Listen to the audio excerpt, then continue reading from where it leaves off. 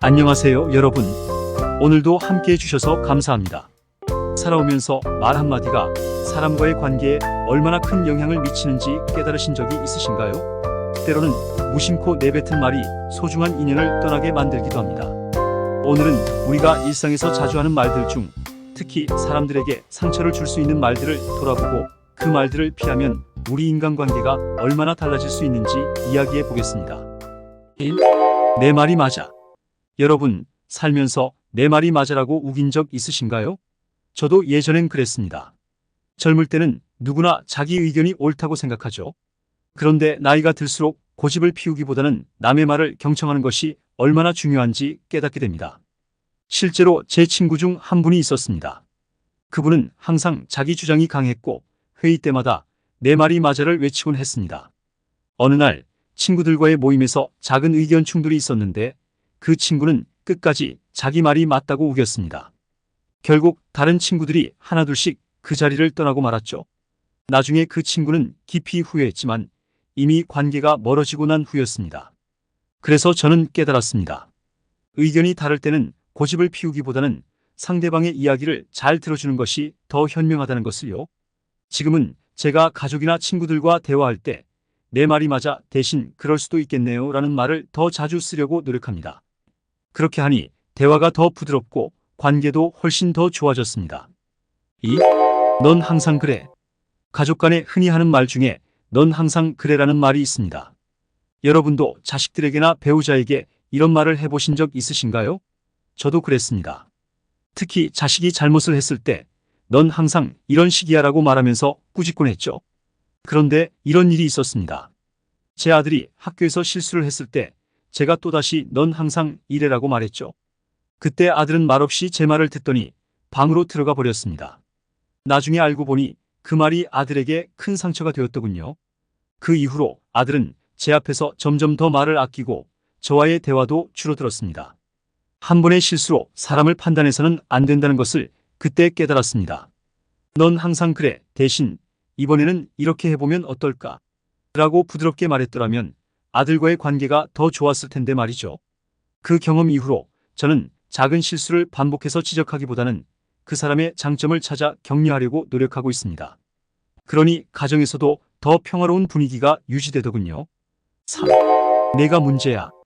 우리 인생에서 수많은 문제를 겪으면서 때로는 내가 문제야라고 말하고 싶은 순간이 있죠. 특히 일터에서나 가정에서 문제가 생겼을 때 그런 말을 하게 됩니다. 하지만 이 말을 하는 순간 그 사람과의 관계는 금이 가기 시작합니다. 예전에 저희 가족끼리 작은 사업을 함께 한 적이 있었습니다. 그런데 어느 날 사업이 어려워지자 가족 중 한 사람이 너 때문에 이 일이 이렇게 된 거야 라고 말했죠. 그 말을 들은 가족은 크게 상처받고 그 후로는 함께 일을 하는데 어려움을 겪었습니다. 결국 사업도 실패로 돌아가고 말았습니다. 그때 깨달았습니다. 문제가 생겼을 때 그 원인을 사람에게 돌리기보다는 함께 해결해 나가야 한다는 것을요. 내가 문제야 대신 우리 함께 이 문제를 해결해 보자라고 말했더라면 그 사업도 가족 간의 관계도 더 나아졌을 것입니다. 지금은 어떤 문제가 생기더라도 상대방을 탓하기보다는 함께 방법을 찾으려고 노력하고 있습니다. 이게 진정한 지혜라는 것을 배웠습니다. 4. 너는 이해 못해. 삶을 살다 보면 너는 이해 못해라는 말을 하게 되는 순간이 있습니다. 특히 자신의 고통이 크다고 느낄 때 다른 사람의 고충을 무시하기 쉽습니다. 하지만 나이가 들수록 깨닫는 것이 있죠. 모든 사람에게는 저마다의 어려움이 있다는 것을요. 예전에 제 친구가 큰 고민에 빠져 저에게 털어놓은 적이 있습니다.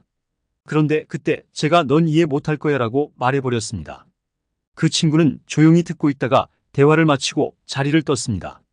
그 후로 그 친구와의 관계는 점점 멀어졌습니다.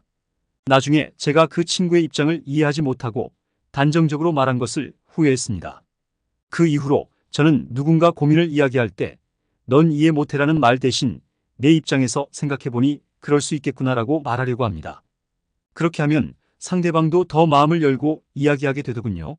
서로의 어려움을 이해하고 공감하는 것이 관계를 더 단단하게 만들어줍니다. 5. 내가 너라면. 여러분도 다른 사람에게 조언을 해본 적 있으신가요? 내가 너라면 이렇게 할 거야 라고 말하면서요. 그런데 나이가 들면서 깨닫게 된 것은 조언보다는 공감이 더 중요하다는 사실입니다. 사람들은 누군가의 말을 듣기보다는 자신의 마음을 들어주는 사람을 더 필요로 하죠. 몇 년 전 저의 후배가 인생의 중요한 결정을 앞두고 저에게 조언을 구한 적이 있습니다. 그때 저는 내가 너라면 이렇게 할 거야 라고 말하며 제 의견을 강하게 전달했습니다. 하지만 그 후배는 제 말을 듣고도 오히려 더 고민에 빠지더군요. 나중에 알고 보니 후배는 그저 누군가 자신의 고민을 들어주길 원했던 것이었습니다. 그때 이후로 저는 깨달았습니다. 조언보다는 상대방의 입장에서 이해하고 공감해주는 것이 더 큰 도움이 된다는 것을요. 지금은 내가 너라면 대신 그런 상황이라면 정말 힘들겠다고 말하려고 노력합니다.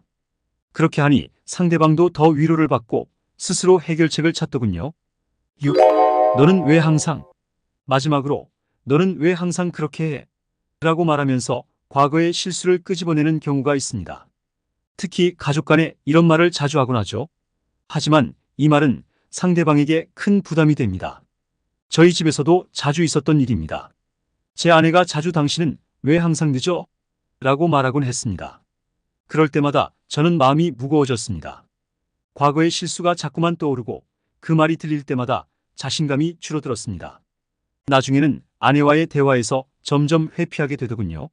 나이가 들면서 깨닫게 된 것은 과거를 자꾸 떠올리기보다는 현재에 집중하는 것이 중요하다는 것입니다. 너는 왜 항상이라는 말 대신 지금 이 순간에 집중하자라는 마음가짐으로 대화하니 더 긍정적인 변화를 느낄 수 있었습니다. 과거의 실수를 반복해서 지적하기보다는 지금의 상황에 집중하는 것이 관계를 더 건강하게 만들어줍니다. 이렇게 우리가 일상에서 무심코 하는 말들이 관계에 얼마나 큰 영향을 미칠 수 있는지 함께 생각해 보았습니다. 말 한마디가 관계를 개선할 수도 나쁘게 만들 수도 있습니다. 오늘 말씀드린 6가지 말들을 피하면서 우리 모두가 더 따뜻한 관계를 만들어가길 바랍니다. 끝까지 시청해 주셔서 감사합니다. 이 영상이 도움이 되셨다면 좋아요와 구독 부탁드립니다. 다음에도 더 좋은 이야기로 찾아뵙겠습니다. 오늘도 행복한 하루 보내세요.